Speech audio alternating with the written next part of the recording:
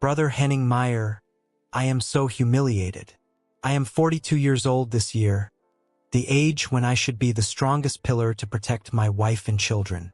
But now I have become a sitting flat on this old wheelchair, making my 10-year-old son have to bend his back to push it. Look at my son Tung, he is skinny and dark. His arms and legs are as skinny as sticks.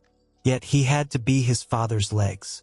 Every time I see my child panting and sweating while taking his dad to the toilet or serving him rice, I want to bang my head against the wall and die. But the most painful and humiliating thing is not these crippled legs, Mr. Henning, but his mother. The wife I once loved with all my heart. The woman I spent all my sweat and tears to serve for 11 years. Now left me and my father. She left not because I beat her, not because I gambled or drank, but she said I was a burden that weighed her down. She said she was young, only 35 years old. She still had needs.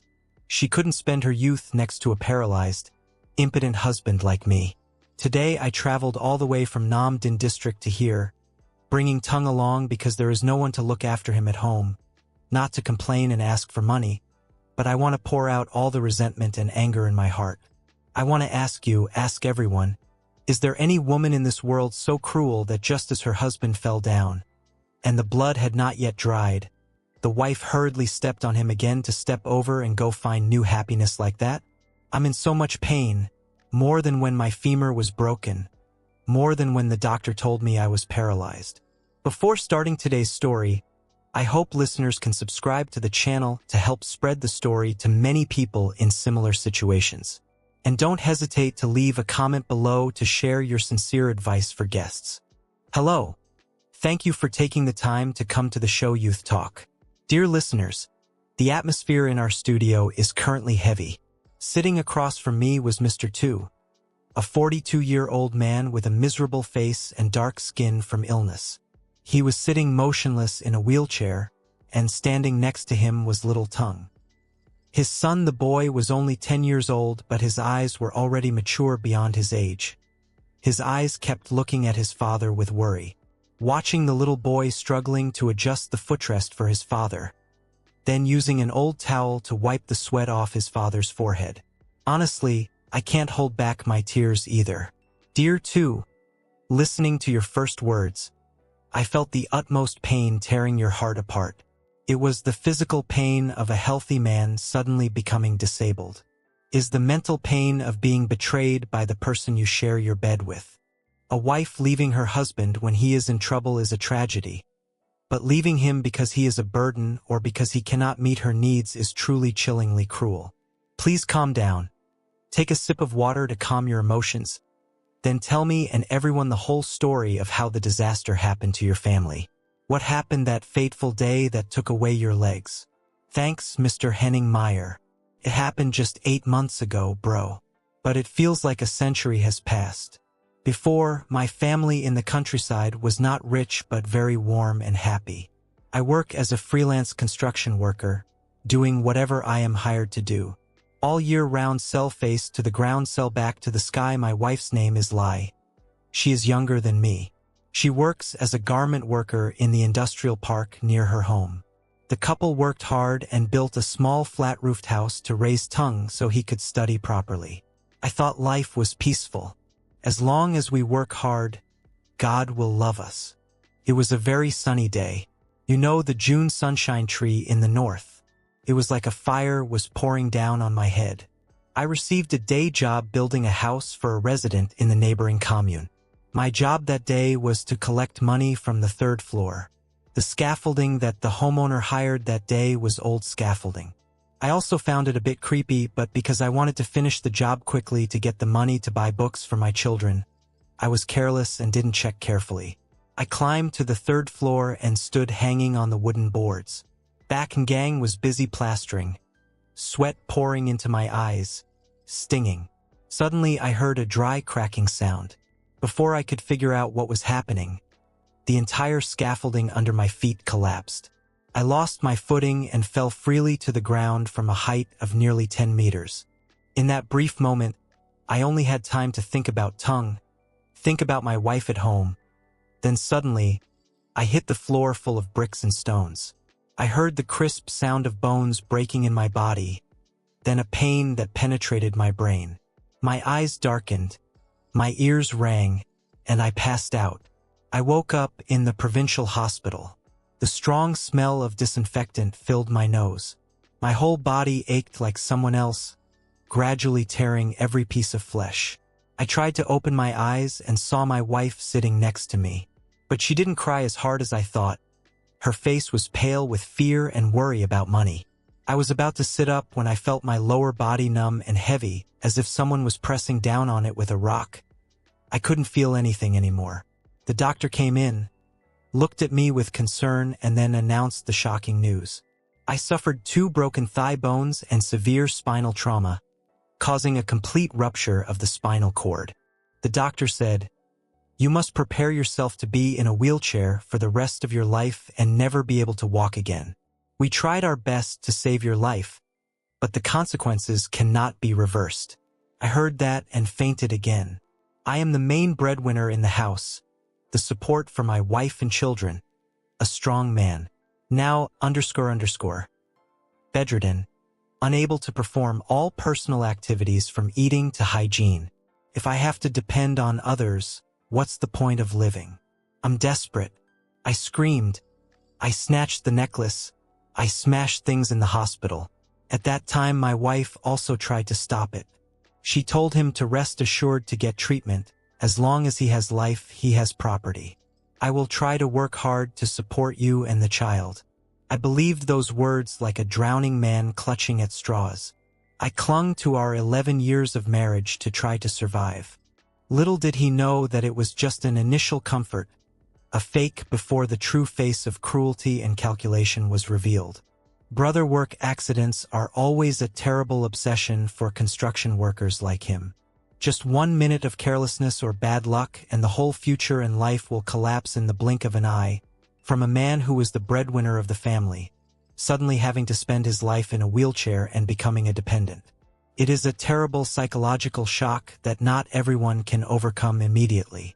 Mr. 2, I sympathize with the physical pain you have to endure.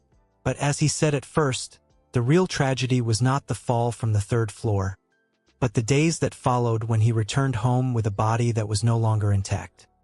He mentioned in detail that his wife was a high-demanding person and he was very proud of his abilities. Can you share more about your married life and your relationship before the accident happened? What effect did that have on her change of attitude later on? Yes, it's a bit sensitive to say this. Men don't tell their bedroom stories to the world. It's embarrassing. But in this situation, abandoned by my wife, crushed by life, I have no dignity to hide anymore. Everyone listened to understand my suffering. My wife, she is only 35 years old this year. She is 1 year younger than me and works as a garment worker in a factory, so her skin is white and smooth.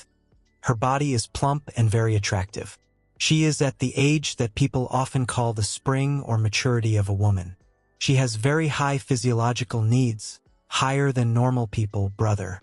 Before I had the accident, I was very healthy. I work as a construction worker carrying heavy loads all day. The sun is hot and sweaty. When I get home at night, I feel exhausted. My legs and arms are sore.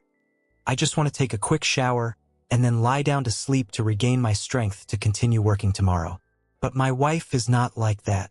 Every night she demands and wants to be close to her husband.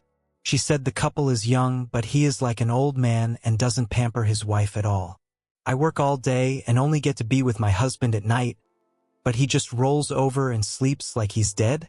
Because I love my wife and also because I am proud of being a man, strong and broad-shouldered, and do not want my wife to be disadvantaged or jealous of others, I pamper her to the fullest. No matter how tired or how much back pain she has, every night the couple must fight at least 1 round before she will sleep peacefully. There were days when I was too tired and asked for a delay, but she got angry, kicked the basket and hit the tray, lay with her back against the wall and sighed heavily. Then he hinted that she had another boyfriend outside and was bored with her. So I had to try to tell you the truth. At that time I was tired, but I thought it was marital happiness. As a husband, I have to make my wife happy and have a happy family so I can go to work with peace of mind. I never thought that need, that desire would later become a double-edged sword that would kill my marriage so cruelly. I thought I worked hard to earn enough money to give to my wife at night. That is the responsibility of a man. Who would have thought life is not that simple, Mr. Henning Meyer? I understand what you said about sex in married life, although sensitive. It is a legitimate need and also an extremely important emotional bond when both are healthy. That harmony is the catalyst for happiness, the medicine of the soul. He has tried very hard to fulfill his role as a husband both financially and emotionally. Although manual labor is very hard. He used his health to build that home. But the incident happened. It not only took away his legs, but as he said, it also took away his manhood. A double shock to the man's self-esteem. After that accident, when he returned home and had to face the reality that he was powerless. How has your wife Li's attitude changed? Where did the first tears come from? Exactly as you said. Was a double shock that completely knocked me out. That accident was terrible. Paralyzed me from the waist down. Which means my other account is dead too. I completely lost the ability to be a real man and become a real __ in bed. When I first came home from the hospital, my wife still took care of me, brought me food and water, probably because she still had some affection or because she was afraid of the neighbors' gossip. But only about a month later, when I began to recover a little mentally, her attitude was completely different. The nights we lay next to each other, I saw her tossing and turning, unable to sleep, sighing heavily, tossing and turning like someone bitten by ants. Sometimes she took the initiative to hug and touch me, suggesting sex. She wore sheer nightgowns and perfumed herself to arouse me. But you told me I was paralyzed. My nerves were broken. So how could I feel anything? How could I do anything? I lay there like a log without any reaction. Even though I really want to please my wife, my body won't listen. At first she tried patiently. Then she got upset and pushed my hand away, almost pushing me off the bed. She turned her back to the wall, pulled the blanket over her head and said cold words. Hissed through teeth. That's boring. Lying next to my husband is like lying next to a dry log. Knowing this, sleeping alone is better.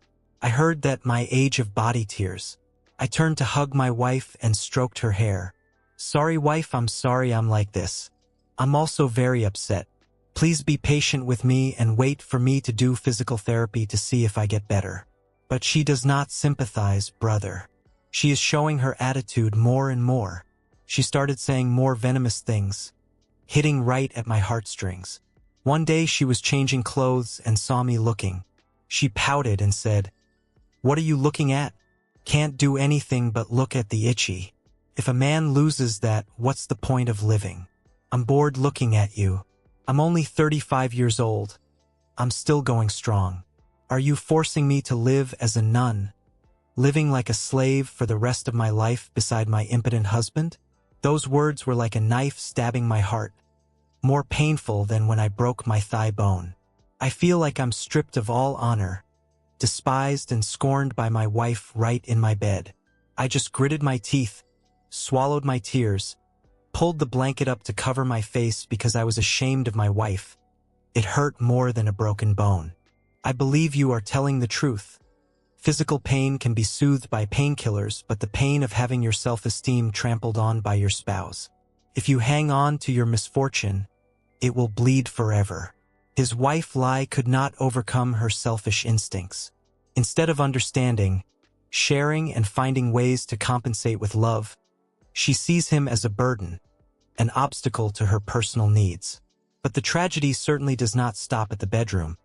A man is bedridden, unable to work, needs medicine, diapers, and milk, while his wife is a low-wage worker. The burden of making a living will certainly weigh heavily on her shoulders and turn the house into a real battlefield. How economic issues escalated the conflict between you and your wife. How did she treat you during daily meals, in daily activities? Tell me about those hellish days on earth. Mr. Henning Meyer, you said exactly what the elders taught. One strange thing is worth 100 familiar things. When love and sex are exhausted, Economic problems are like adding fuel to the fire, burning the remaining affection. Before I worked as a construction worker, every month I gave her 8 million VND. She just had to take care of meals, the rest she kept or bought clothes and makeup. She is used to living a comfortable life, used to having a husband to protect her. Now suddenly I'm bedridden without any income. And I also have to spend nearly several million dong on medicine, diapers, and toilet paper every month. Her worker's salary is only a few million and she has to support Tung's education. How can she afford it? So she started to change her mind completely, brother. In the early days, she also cooked me a bowl of meat porridge and bought me a box of longevity milk to nourish me. But gradually my meals became just a bowl of white rice with fish sauce or a few pieces of bland boiled tofu. Some days the boiled vegetables from yesterday are stewed again and mushy. I cannot eat. I told him to give me some meat. I am so sore that I can't regain my strength by eating like this. Do you know what she does? She is washing the dishes. She threw the bowl into the basin of water with a crash. Water splashed on the floor. Then she turned back with eyes glaring as if she wanted to eat me alive. She shouted, "Where is the money for meat and fish? Do you think money is just a shell in the river? I work hard all day and come home at night to serve you." Now he still demands delicious food. He is lucky to have rice in his mouth. If he doesn't eat it, he will throw it away for the dogs to eat. I heard my wife say that the bitter rice stuck in my throat, unable to swallow or spit out. I felt sorry for myself. Tears just fell down onto the bowl of rice. I kept quiet and tried to finish the meal so she wouldn't scold and nag me. But she did not forgive me. Just seeing me lying there made her itchy. She began a chorus of comparisons and criticism. She dragged all her neighbors' husbands out to mock me. She told me to look at Hung, my friend Lan's husband. He also works in construction like me, but now he's a contractor earning tens of millions a month to buy a car and build a house. Wife and children are asked to travel all day. What about me? I got a life debt. My fate is to have a dog bite my shirt. Did I do something wrong in my previous life that in this life I have to serve a useless man who depends on his wife like you? Every day she just calls me a burden and a useless person. She came home from work and saw that I hadn't changed my diaper yet because I waited for my child to come home from school to change it for her. My hands are weak and can't clean themselves. The slightest stench made her cover her nose, grimace, and then poke the foot of my bed with her broom. She shouted, "Why don't you die, Quatch, so that my mother and I can suffer less? Living while making my wife and children suffer like this, what's the point of living? Look at your body. Isn't it like a pig lying in a pen waiting for someone to feed it?" Brother Henning Meyer, those words are so cruel. I'm a man, my self-respect is very high. When my wife scolded me as a pig and a burden, I was so upset that I wanted to bite my tongue and commit suicide immediately. But I looked at Tung. He was sitting in the corner of the house studying. He was afraid that his mother would scold him, so he kept cowering. His eyes secretly looked at his father with pity. I didn't dare to die. I was afraid that if I died, she would take out her anger on my son. I just gritted my teeth and endured. I endured like a dog hiding under a station, just hoping that she would stop being angry and take care of her son. But human endurance has its limits and her cruelty has no end. Brother. It's really beyond imagination, Brother Tuesday. I got goosebumps listening to that cruelty. She not only ran out of love but also meaningless, trampling on the dignity of the husband in distress in the most brutal way. The words, "Why don't you die?" uttered from the wife's mouth, it was a mental sentence. He had swallowed his humiliation and continued to live for the sake of his children, accepting to be treated like an animal in the house. But it seemed that his patience made her despise him even more and want to get rid of him faster. "Mr. Tu, you said she left last week. How exactly did things happen that day? Did she prepare for this departure? Or was it a moment of impulsive argument? Please tell me and the audience clearly about that fateful night." It was impulsive, Mr. Henning Meyer. She had calculated it carefully in advance. I was bedridden and couldn't move. but I wasn't blind or deaf. I felt a very clear change. Recently, about a month before she left, she often came home very late. Normally, she finished work at 5:30 p.m., but recently she always 10. She didn't get home until 10 o'clock at night. She smelled strongly of alcohol and strange perfume, not the cheap fabric softener my family usually uses. When I asked, she snapped that she was working overtime, that she was going to a company party, that she was going to visit a sick person. But I saw that she bought a lot of new clothes, all revealing, short dresses, and bought a bunch of flashy makeup. One day, she sat in front of the makeup mirror, put on bright red lipstick, and sang while I lay right behind her with my aching, shriveled legs. She didn't even look at me, nor did she ask if I had eaten. She sprayed on fragrant perfume and drove away, leaving my father and I at home with a pot of cold rice. I was very suspicious, but what could I do with this paralysis? Could I crawl after her to fight her? The climax was last Wednesday night. That day, she came home from work earlier than usual. It wasn't even dark yet. I thought she was coming home to cook for my father and me. I was secretly happy. But no, she didn't go into the kitchen but went straight to the bedroom, pulled down the huge suitcase on top of the wardrobe. She opened the wardrobe, grabbed all the beautiful dresses, high heels and handbags and stuffed them into the suitcase. I felt strange and my heart was pounding. I asked loudly, "Honey, where are we packing our things? Going back to your mother's hometown?" She didn't answer. Her face was cold as ice. She just silently folded things, threw things into the suitcase. After finishing cleaning her clothes, she opened the cupboard, took out the remaining few $100,000 in change I saved in the iron box to buy medicine. She stuffed the socks into her wallet. After finishing cleaning, she zipped up the suitcase with a loud sound that made my whole body shiver, then carried the heavy suitcase out to the middle of the house. Only then did she turn back to look at me. Do you know? Her eyes were cold as ice, without even a trace of emotion called regret or pity. She took out a pre-written piece of paper from her bag, slammed it down on the coffee table right next to my bed.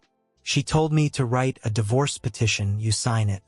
I've had enough of this house, of your stench. I'm only 35 years old. I still have a future. I need a real man to rely on financially. And that other thing. Look at yourself, what have you given me? Or is it just the smell of urine and the debt? I can't bury my life next to a wheelchair and an impotent man. I was stunned. I shook my head, tears streaming down. How can I leave you now? You're like this because you work to support me and my child. If I leave, how will you and your child live? Tung is still too young, he needs his mother. She sneered, that contemptuous smirk that I will never forget in my whole life. She said it was your bad luck, so you accept it. Don't use your child to tie me down. I have no obligation to be your free nurse for the rest of my life. I found someone new, someone who loves me, someone rich who takes care of me, giving me a comfortable life with good food and clothes, not having to live in this dilapidated house to serve a paralyzed husband. Sign it quickly for me, don't make me have to raise my voice. Right at that moment, my son Tung, when he came home from school, he was wearing his old school bag. As soon as he entered the door, he saw his mother carrying a suitcase and his father crying. He immediately understood what was going on.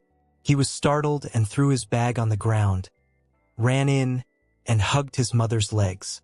He cried out, "Mom, where are you going? Mom, don't leave Dad. Mom, please stay with Dad." Mr. Henning Meyer, can you believe it? She is the mother who gave birth to it in 10 months and 10 days of pregnancy. But she kicked the boy hard. Tung was kicked unexpectedly, fell flat on the floor, hit his head on the edge of the table, and pulled the trunk. She shouted, "Let me go. I'm not your mother. Are you a bunch of hungry leeches clinging to me? Stay here and serve your father. I'm going to find my life." Then she picked up her suitcase and walked straight out the door, not even looking back at her son who was lying on the floor crying. There was a shiny black car waiting outside the alley. The engine roared. I saw a man wearing sunglasses sitting in the car sticking his head out to have sex. I tried to stretch and fell from the bed to the floor. I didn't feel any pain anymore. I just used both hands to scratch on the tile floor and crawled to the door, crawling and screaming her name. "Come back, baby." My child fell down. But the car sped away, leaving a cloud of dust in my face. I lay sprawled on the cold brick street, helplessly watching the red taillights of the car disappear behind the bamboo grove. Tung got up and hugged my neck. The father and son just hugged each other and cried in the cold, empty house. That was the most horrible night of my life, brother. The night I lost half my soul. Oh my God. I heard him say that my heart was pounding and I couldn't breathe. They say tigers do not eat their cubs.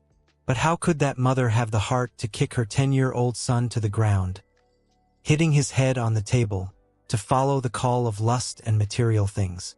The image of him crawling out the door, screaming in despair, and the car coldly drove away. It's so haunting, it's so cruel. She abandoned everything, abandoned the love between husband and wife, abandoned the sacred motherly love in the most cruel way to pursue vanity. So a week has passed since that day. The house without the woman and without her reluctant care will certainly become extremely desolate. How did the father and son, one paralyzed and the other 10 years old, manage to survive these dark days? I heard you said Tung had to drop out of school to take care of his father. He is too young to take care of a paralyzed patient, brother? Yes, this week has been a week of tears and hunger, brother. She left and took all the money, cleaned out everything. There was not a single coin left in the house. The rice bin was almost empty. Only a little butter was left at the bottom of the bin. I was paralyzed and couldn't do anything. I couldn't even go to the garden to pick some vegetables. All the big and small problems in the house now fall on Tung. The boy is only 10 years old, brother. The age of not yet full of food and worries. His friends go to school, play marbles, and play top. But now he has to be the breadwinner, a nurse, and an involuntary chef. Early the next morning, the night her mother left, she woke up very early. He came to my bed, shook me awake and said, "Dad, I'm going to skip school. I stay home to cook for Dad, do the laundry for Dad, but if I go to school, who will take care of Dad? Dad lies alone. I'm afraid he'll be sad and cry again." I heard you say that and my heart broke into pieces. I yelled at him to go to school. I told you to go to school. If you don't study, your life will be miserable like your father's. But it was stubborn and refused to go. He told me that if I go to school, who will take Dad to the toilet and cook porridge for Dad? I won't go anywhere. So he dropped out of school at home. He used the remaining rice to cook porridge for me to eat. No food at home, no money to go to the market. He ran out to the garden to pick some old sweet potato shoots to boil. Father and son dipped fish sauce in their meal. One day there were no vegetables left, so he asked the neighbors for some green bananas to cook plain soup. I ate the sour banana, but my heart was bitter. The worst thing is hygiene, bro. I am paralyzed and cannot control my urination. Before having a wife, the wife still helped. Now there is only Tung. One day I had a stomachache and pooped my pants, staining the bed sheets, and the smell was so strong. I am ashamed of my child. I cry. I told my son to leave it alone. But Tung is not afraid of getting dirty. It is small with skinny arms and legs. He strained to hold the baby, turned him over to change his diaper and clean him. Imagine, I weigh more than 60 kilos even though I have lost a lot of weight. The baby weighs just over 20 kilos. He held the baby with his face red, veins on his neck standing out, and sweat pouring out like a shower. He was panting as he worked, but he still asked, "Dad, are you hurt?" I did it very lightly. "Don't be afraid that I'm your son." He carried the dirty water basin to pour out, then struggled to pull the blind bed with his tiny hands. Seeing him work so hard, I just wanted to die. Yesterday, I saw him busy in the corner of the yard. I asked him what he was doing. He said he was picking up plastic bottles and cardboard at the dump and asking the neighbors to sell them for scrap. He said he collected a lot, Dad. The old woman who collected scraps came over to sell them for money to buy instant noodles for breakfast. Dad, eating porridge all the time is so hungry. Brother Henning, my child has done nothing wrong. Why does he have to suffer like this? Why does he have to bear the karma his parents caused? I look at him and want to find death to free him. I think if I die, Tung will be sent to an orphanage or adopted by kind relatives. Raised. It will be able to go to school, be fed well, wear white shirts to school, and not have to work hard to serve a useless, stinking father like me. Many nights I lay down, watching my child sleep beside me, curled up because of fatigue, his hands still holding mine tightly. I thought about biting my tongue. One day I even secretly asked my neighbor's nephew to buy a bottle of rat poison. I lied that it was to trap rats. I intended to wait for my child to fall asleep and drink it, but every time I picked up the bottle of medicine, I saw his innocent face. I remembered when his mother left. He cried and hugged me tightly. Couldn't bear it. I was afraid I would die. He would become an orphan of both parents. He would be alone and lost in this life. What if people beat him? What if he was spoiled?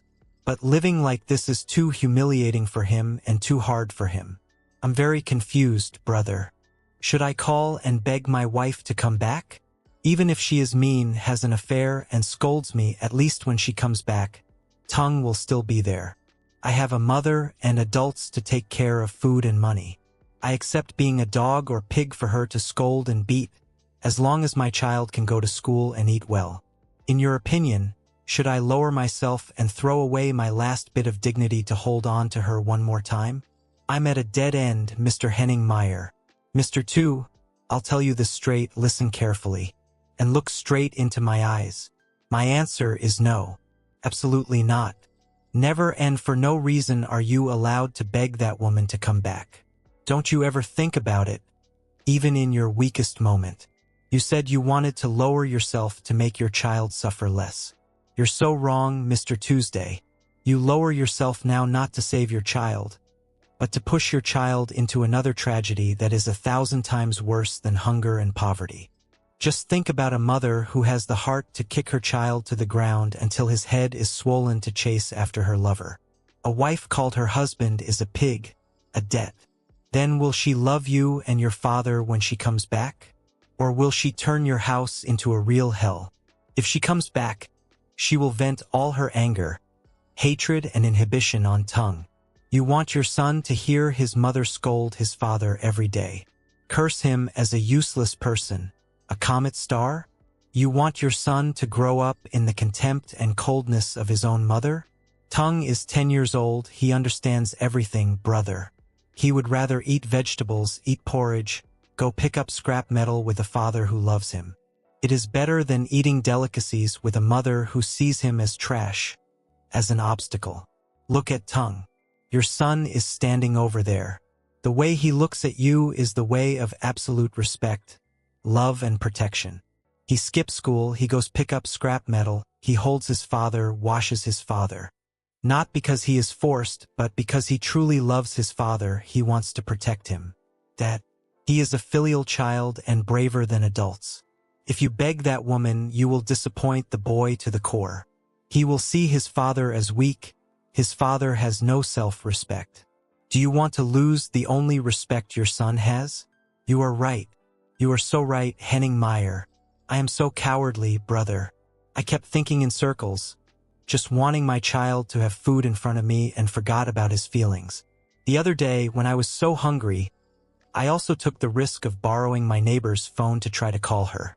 Before I could say anything, as soon as she heard my hello, she immediately hung up.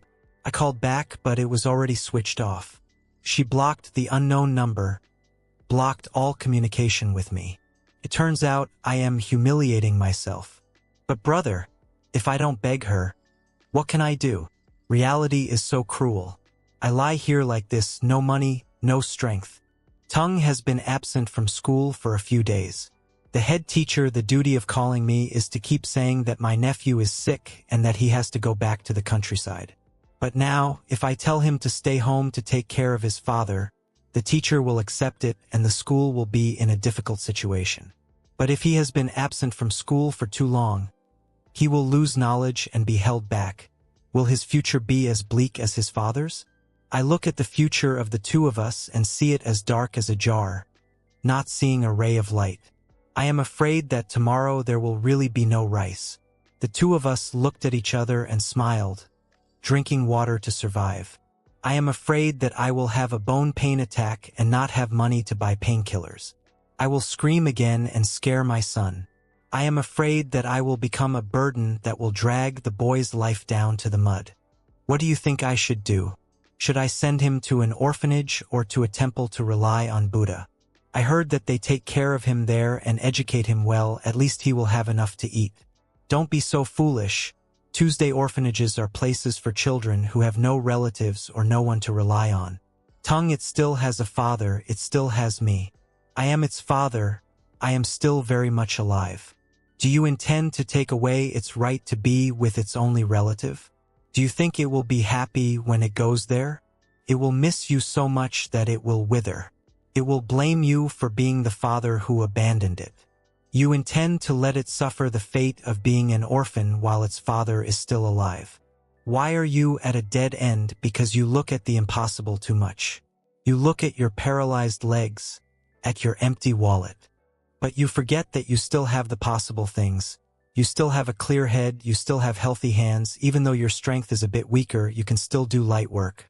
And most importantly, you still have sacred paternal love, and tongue is the driving force to live. Now we have to calmly solve each problem, untangle each knot. The most urgent problem is Tung's stomach and his studies. I cannot let my child drop out of school. I have to contact the school immediately. Tell the truth about your situation. Don't be so vain. Tuesday honesty will save you now. Call your teacher or ask your neighbor to come to school to explain. Your wife left, you are paralyzed. Tongue is having difficulties. I believe that the school, teachers, and parents association will never turn their backs on a filial student with special circumstances like Tongue. They will have ways to support, reduce tuition fees, even donate rice and money to help you and your father through this difficult time. As for the economy, don't think that because you are disabled you can't make money. In this day and age, there are many jobs that can be done at home, in bed, as long as you are willing to learn and not afraid of hardship. Do you know how to weave handicrafts or use a phone to do something to earn money? I only have an old phone. When I was a child, I knew a little about weaving baskets and bamboo racks, but now people in the countryside use plastic products. Who will buy hand-woven bamboo products anymore? I can sell them to anyone. I also want to. I work a lot. I'm not afraid of hardship. Before, I carried a 50-kilo bag of cement and ran up to the 3rd floor. Now, if you ask me to sit and meticulously make a toothpick, I'll do it as long as it makes money to raise my children. But the problem is, I don't have capital, even a few $100,000 to buy materials. No one guides me and I don't know where to start. My hometown is poor. All year round I only know how to grow rice and work for hire. Now lying in one place like this, I'm really helpless. When you mention telling the truth to the school, I also feel embarrassed.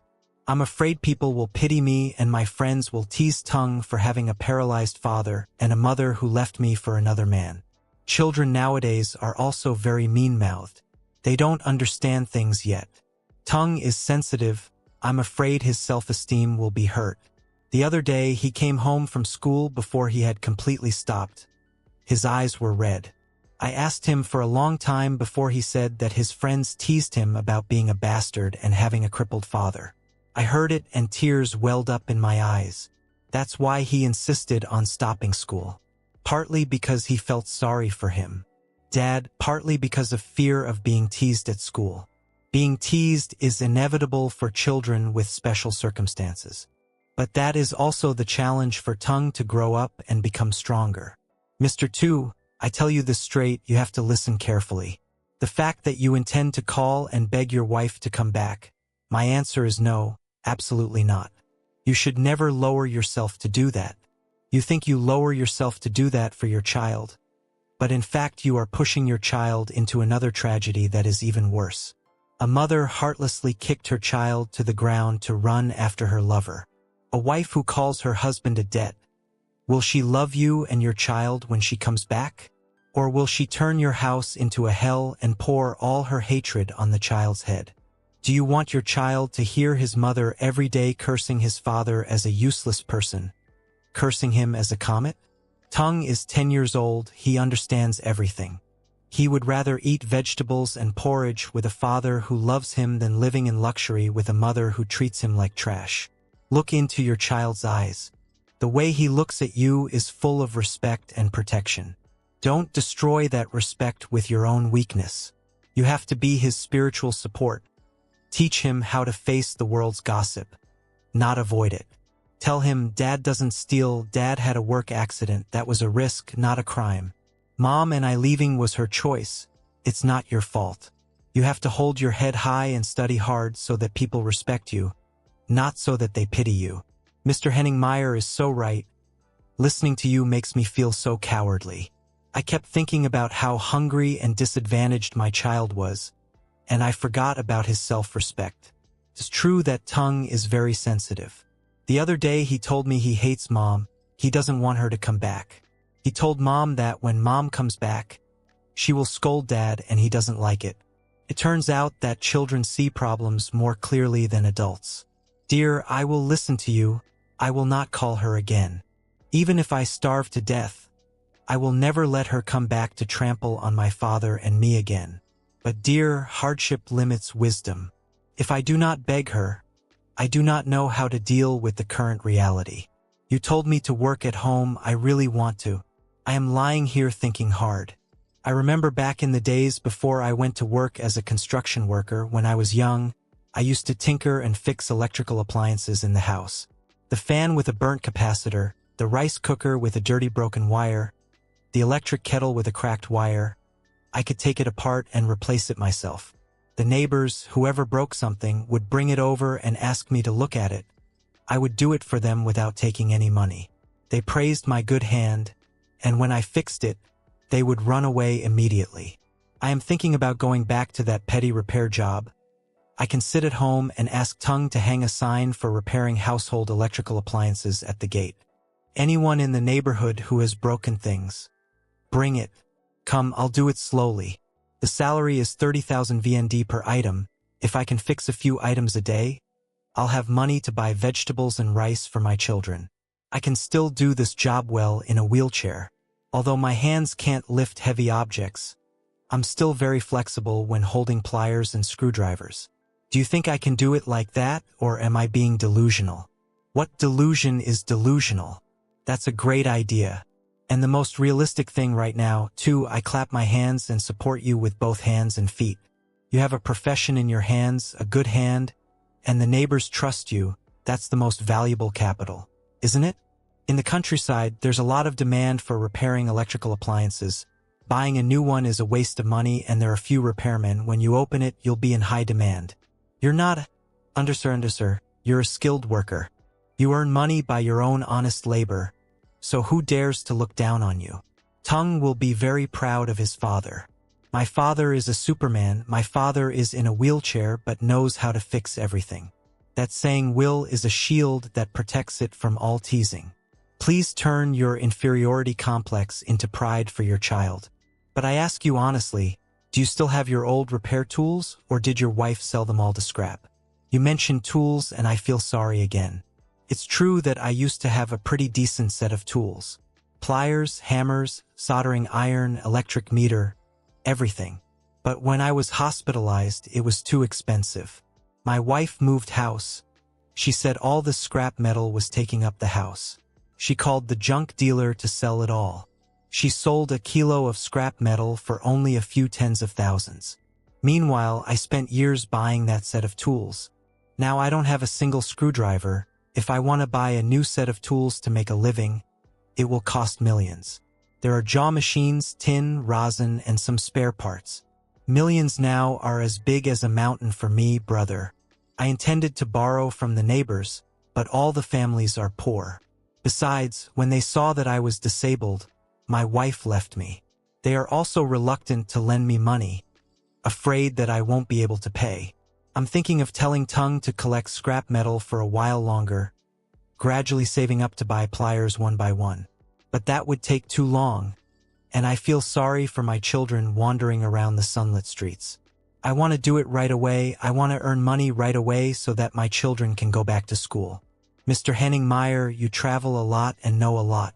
Do you know any place or organization that supports people with disabilities with loans or tools? I just need a fishing rod. I promise I will catch fish to feed my children. I won't ask for money for food. Mr. 2, your spirit of only needing a fishing rod makes me very touched and respectful. Don't worry, when this door closes, another door will open, as long as you are willing to find the key. You are not alone in this fight. There are many good people in Vietnamese society. The whole leaves cover the torn leaves. Right now, I believe that there are many kind-hearted people listening and wanting to share. Helping hand. I would like to reveal this good news to you. The program's secretary just signaled to me that an anonymous audience member who owns a large chain of electronic stores just called the hotline. He heard your story. He was very touched and wanted to give you the most complete set of household electrical repair tools. From welding machine, multimeter, pliers, screwdrivers to basic replacement parts. He told me to believe in the hands of the craftsman, hoping too would not let him down. This set of tools is worth about 5 million VND and will be delivered to your home in Vuban tomorrow or the day after tomorrow. What do you think? God never cuts off anyone's way of life, right? Really, Mr. Henning Meyer? You're not kidding me, are you? 5 million VND for tools. I've never dared to dream of having such a good set of tools in my life. When I heard that, my hands and feet were shaking with joy. I thank that audience member. Thank you very much, program.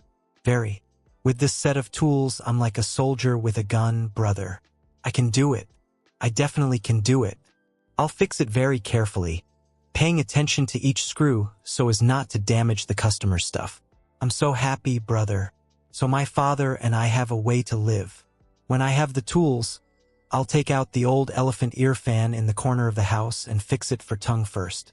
The fan has been broken for a long time. At night, when he sleeps hot, he keeps fanning it for me. I love him so much.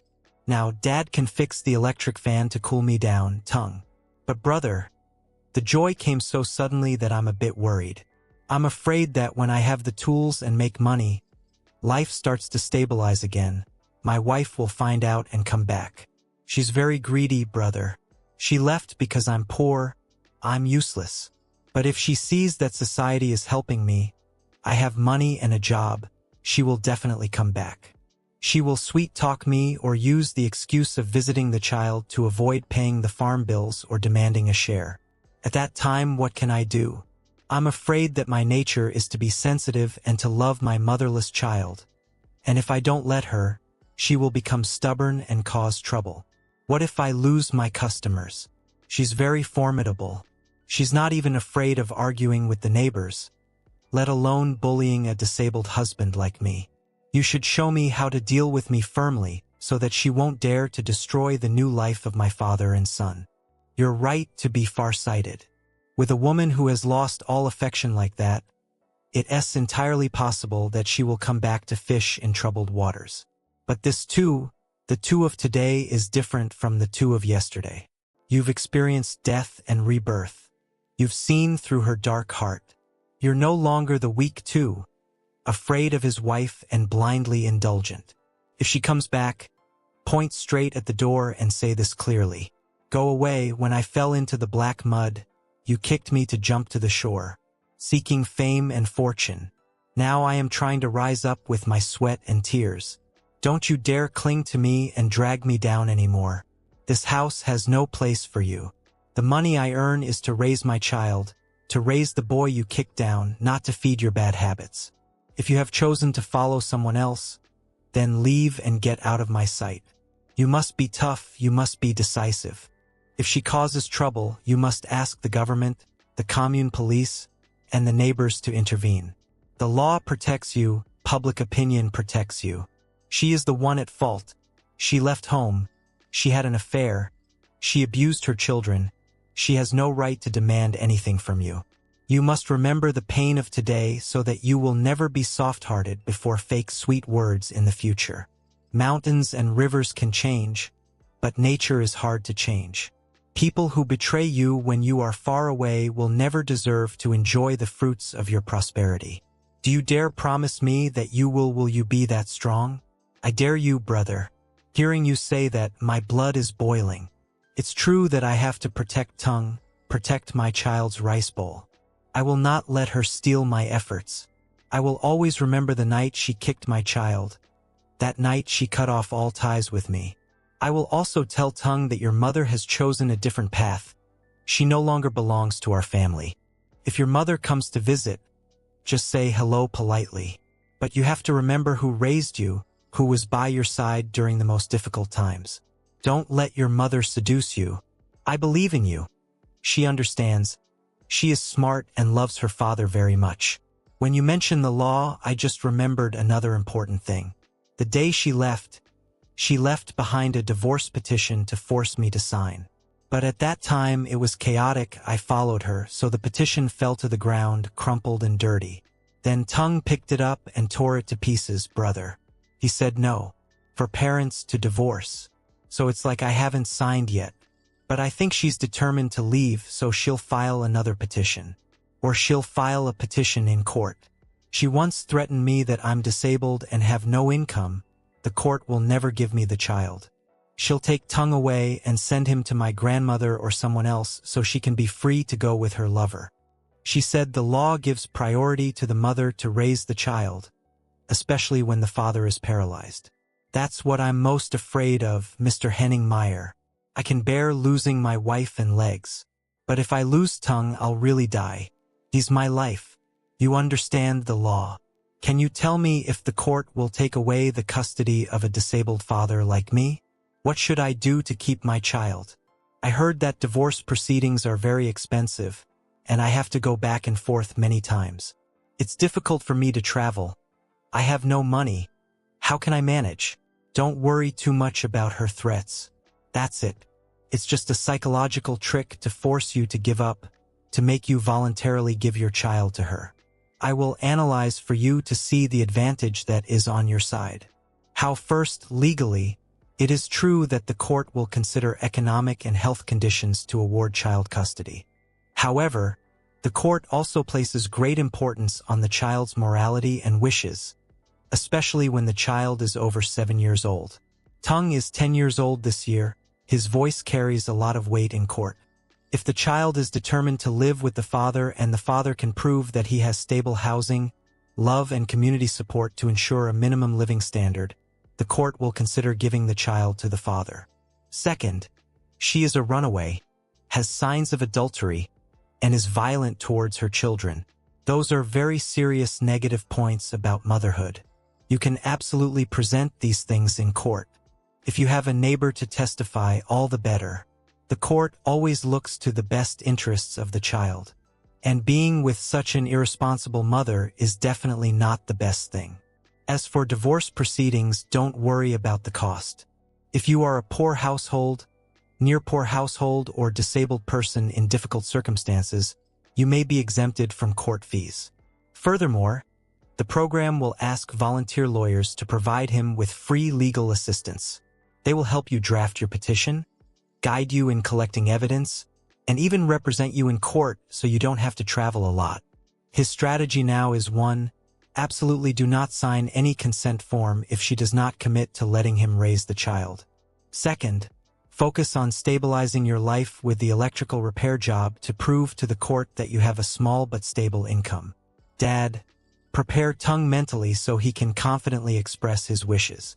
I've been sitting across from him for a while now. I've been watching him frown from time to time, punching his back, and occasionally having to sit up a little as if to change his position. I guess sitting in this wheelchair for so long is painful and uncomfortable for you, right? Looking at the wheelchair he was sitting in, I felt so sorry.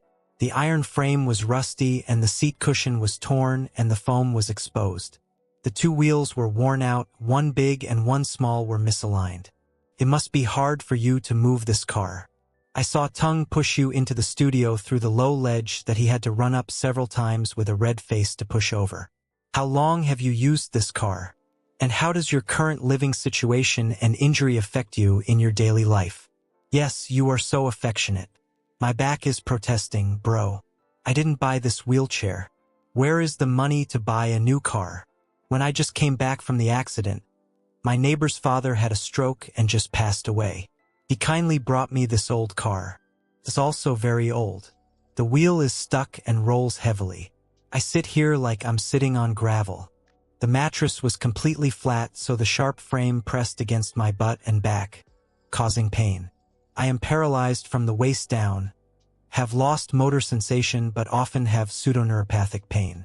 That is, the legs cannot move, but in the bone marrow it is so cold that it reaches the brain like ants crawling and needles pricking. Especially the back where the spine is broken. When the weather changes it hurts as if someone is holding a stick and hitting it. The worst problem is the ulcer, brother. Paralyzed people who sit in one position for a long time without blood circulation will get ulcers immediately. I don't have an air mattress or any good medicine to apply, so the sacral area is starting to show signs of ulceration. Sitting in this car for a long time is stuffy and sweaty. Many times while I was sitting fixing something, the pain suddenly came. I dropped everything on my hands. Sweat poured out like a shower. My face turned pale. Tung saw his father was in pain, so he kept running over to rub his back and massage his legs. Said, "Dad, keep it up. When you grow up, buy me a nice car. The car has cool air conditioning so Dad can sit comfortably." I heard it and it was both funny and sad. Wheelchairs don't have air conditioning, but children's minds do. I also wish I had an electric wheelchair, the kind that I just have to pull the lever for it to run. I saw on TV that people ride that type and feel very comfortable, going out to the market without needing anyone to push it. But when I asked the price, they said it was over 10 million each. I can't buy it even if I sell my house, so I can only dream about it. With this old car, it's hard for me to go to the toilet by myself. My hands are weak after working in the hospital, and the wheels are stuck. Many times I want to go out to the yard to sunbathe a little, but I can't get past the threshold. So I have to helplessly sit still in the house waiting for my child to come home from school. I feel like I'm imprisoned in my own home. It's so cramped and stuffy, Mr. Henning Meyer. The feeling of being imprisoned in one's own body and home. I understand. A man was jumping around. Now he can't even get through the door. That pain gnaws at the spirit terribly. Mr. 2, your dream of an electric wheelchair and Tung's promise today will no longer be a dream or a wait until the child grows up. I am pleased to announce another good news to you. A special gift from a charity group called Love Bridge in Hanoi. They were watching the live stream and saw little Tung pushing his dad at the beginning of the show. They contacted immediately. The group decided to give him a new generation electric wheelchair worth 15 million VND. This car has anti-decubitus air cushions, has extremely sensitive controls, can be driven with just one finger, and especially has a very strong battery. He can run 20 kilometers before needing to charge. They will send the car back with the repair kit tomorrow. How do you feel? So you have new legs. You can go to the yard and buy parts by yourself without bothering Tung anymore. Are you telling the truth? Electric wheelchair 15 million. Oh my God.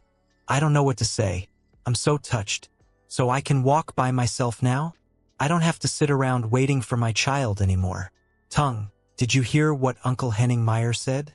Dad has an electric car tomorrow. He can pick you up to school himself.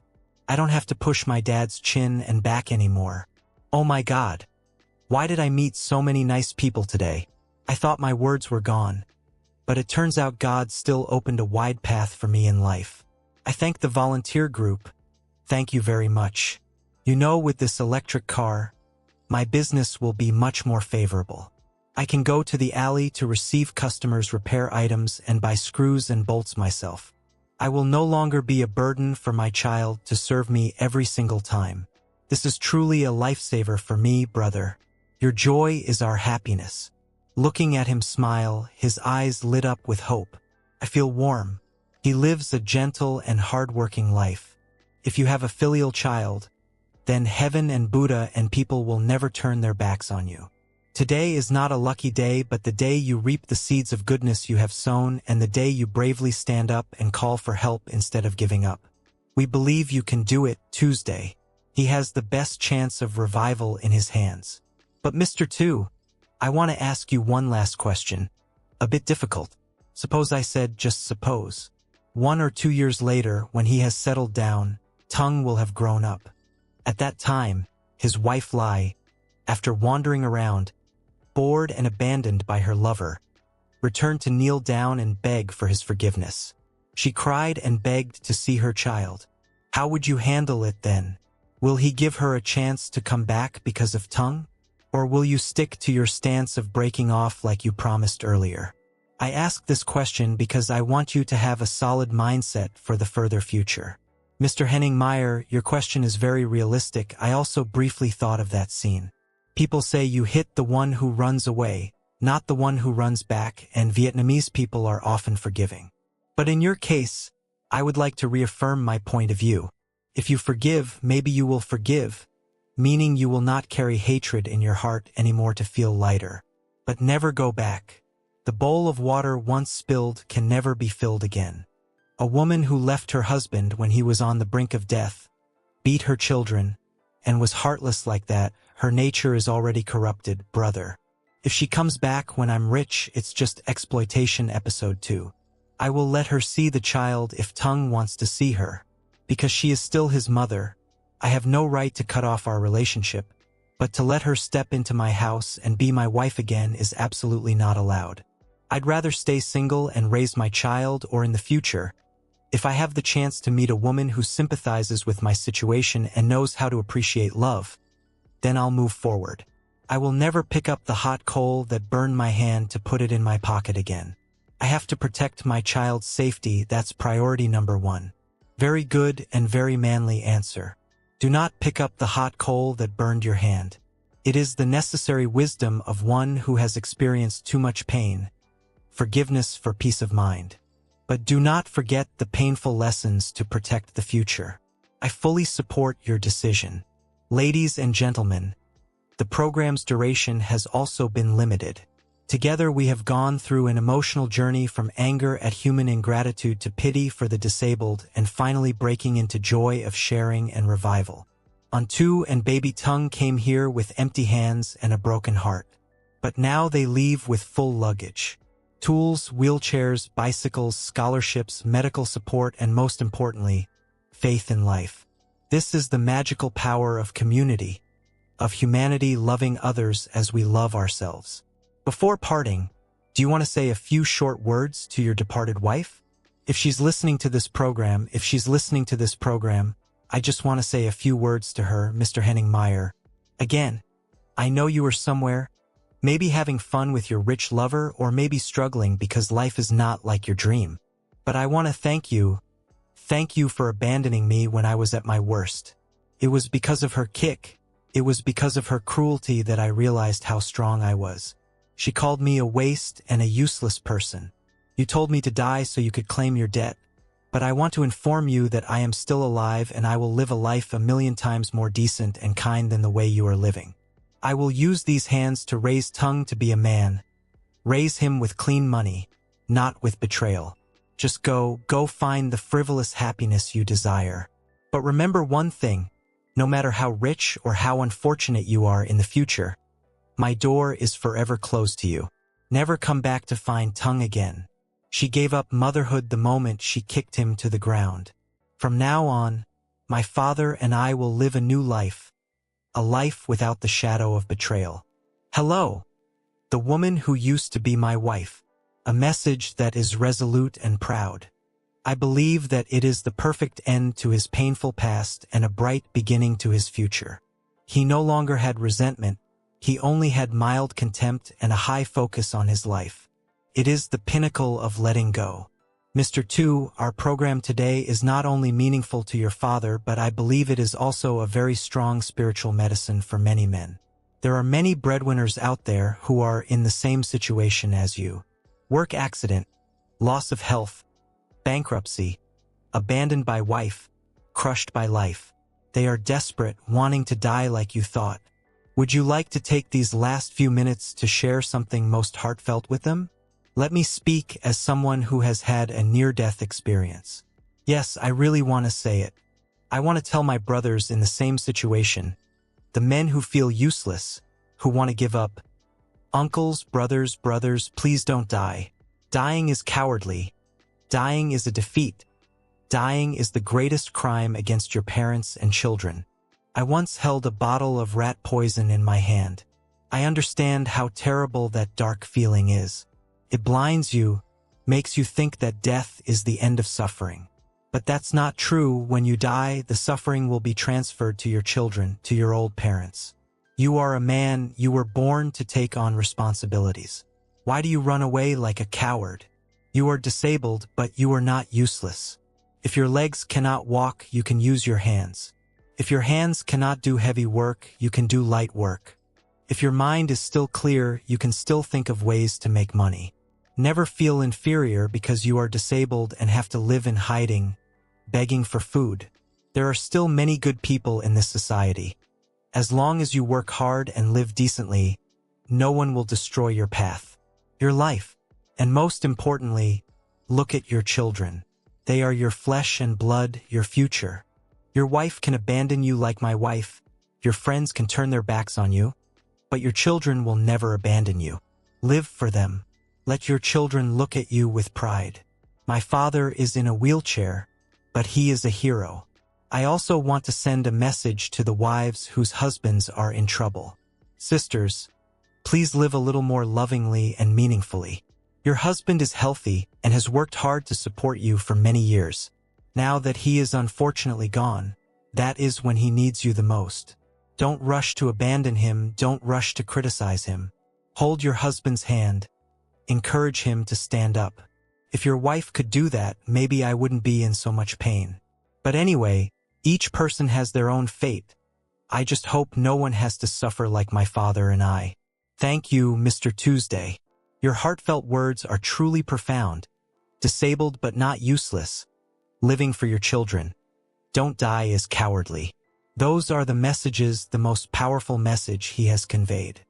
I believe that anyone who is stuck and hears these words will be startled and awaken and find the motivation to stand up. Dear listeners, Mr. Two's story today has taken us through so many emotions, from the utmost indignation at the ingratitude of people to the pity and sympathy for the fate of a single father raising a disabled child, and finally breaking into joy from the sharing of warm human love. What do we learn from this story? First, the measure of human hearts is adversity. When rich and famous, anyone can be a friend, a good wife.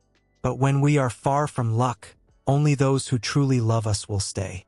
The departure of the wife in this story, although painful, is a necessary screening for Mr. Two to realize what is real value and what is illusion. Second, the power of paternal love is invincible. A paralyzed man wanted to find death, but because of his